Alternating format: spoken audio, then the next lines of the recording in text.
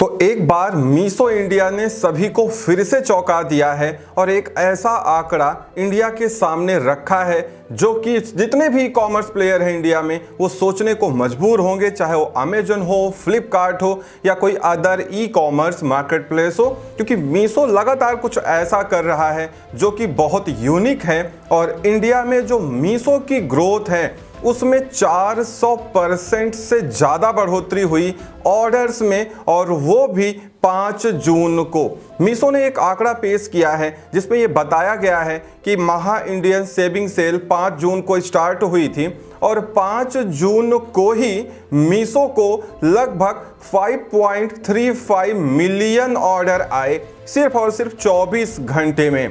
कहने का मतलब अगर देखा जाए तो लगभग 53,50,000 ऑर्डर आ गए सिर्फ और सिर्फ 24 घंटे में, जो कि एक रिकॉर्ड है इंडियन ई कॉमर्स में। क्योंकि अगर इस सेल की बात करें, इसमें लगभग 26,000 नए सेलर्स ने पार्टिसिपेट किया था और ओवरऑल लगभग 1 लाख के आसपास सेलर्स थे जो इस सेल में पार्टिसिपेट कर रहे थे।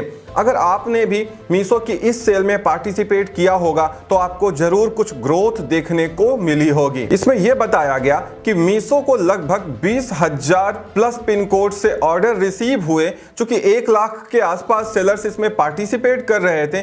तो जो सेलर्स पार्टिसिपेट कर रहे थे उनके ऑर्डर रेट में 3 से 4 गुना की बढ़ोतरी हुई है। ये आंकड़ा आने के बाद ये देखा गया कि मीशो बेसिकली टीयर 2 सिटीज में बहुत ज़्यादा लोकप्रियता हासिल कर रहा है। मीशो में जितने भी ऑर्डर्स आए उसमें जो भी लोकेशंस हैं वो मैक्सिमम टीयर 2 सिटीज हैं इंडिया की, चाहे वो सोलापुर हो, मेरठ हो, हल्द्वानी हो। इस तरह की सिटीज से मीशो को बहुत ज़्यादा ऑर्डर रिसीव हुए हैं। तो अगर आप मीशो पे सेल करना चाहते हैं या ऑलरेडी सेल करते हैं तो ये आंकड़ा आपको चौंका देगा, क्योंकि अगर 53 लाख से ज़्यादा ऑर्डर एक दिन में आ रहे हैं तो आप सोच सकते हैं कि जो लोग मीशो पे अभी सेल कर रहे हैं उनको कितने ऑर्डर रिसीव हुए हैं। और अगर आप मीशो पे सेल करते हैं और आपको डाउटफुल है कि ये RTO ज़्यादा है, रिटर्न ज़्यादा है, तो मैं आपको बता दूं ये सोचना आपका अभी भी गलत है। मैं पहले भी कहता आया हूं और ये जो सेल मीशो ने लगाई उसके पहले भी मैंने वीडियो अपलोड करके आपसे कहा था कि अगर आप इनकी सेल में पार्टिसिपेट करते हैं और मिनिमम 5% का डिस्काउंट देते हैं, मैक्सिमम आपके ऊपर डिपेंड करता है, तो आपकी सेल जरूर बढ़ने वाली है। तो जिन सेलर्स ने पार्टिसिपेट किया होगा उनको उसका फायदा जरूर मिला होगा, और जिन सेलर ने पार्टिसिपेट नहीं किया, चाहे वो RTO को टेंशन में लेके हो या रिटर्न रेट को लेके हो, मैं आपको बता दूं आप अभी भी गलत सोच रहे हैं। क्योंकि होता क्या है, अगर आपका प्रोडक्ट ऐसा है जो टीयर 2 सिटीज के लोगों को टारगेट करता है, एक बात क्लियर समझ लीजिए, मीशो पे जो कस्टमर्स हैं वो मैक्सिमम जो है मिड सेगमेंट के हैं या बिलो मिड सेगमेंट के हैं, और इंडिया में ये पॉपुलेशन बहुत ज़्यादा है। मैं पहले भी कहता हुआ आया हूँ, इसीलिए मीशो की जो ग्रोथ है वहां तक कोई पहुंच नहीं पा रहा, क्योंकि मीशो जो टारगेट कर रहा है वो मीडियम या बिलो मीडियम सेगमेंट को इंडिया में टारगेट कर रहा है। तो जाहिर सी बात है थोड़ा आपका RTO रिटर्न रेट ज़्यादा हो सकता है, लेकिन आपको तो सोचना चाहिए कि मीशो आपसे एक भी पैसा कमीशन नहीं लेता है। जो कुछ सेल होती है पूरा पैसा आपका होता है। तो जाहिर सी बात है आपको यहाँ पे प्रॉफिट कैलकुलेशन में भी कोई दिक्कत नहीं होगी। भाई आपका जितने का प्रोडक्ट है उसके बाद जो बचा वो आपका जस्ट लाइक प्रॉफिट हुआ।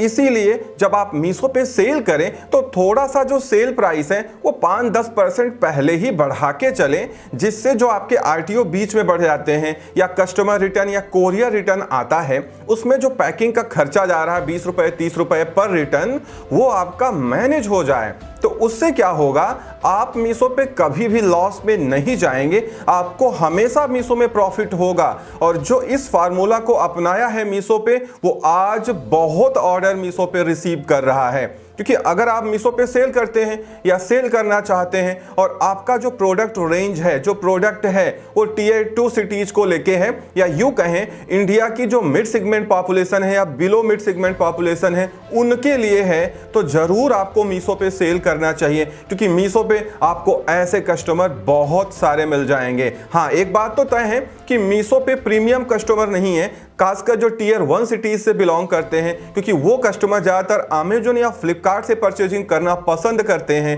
तो जाहिर सी बात है सीन बिल्कुल क्लियर हो चुका है। तो कहने का मतलब यह है मीशो लगातार कुछ नया कर रहा है, कुछ यूनिक कर रहा है इस ई कॉमर्स सेगमेंट में, जिससे उसको इतनी ग्रोथ मिल रही है।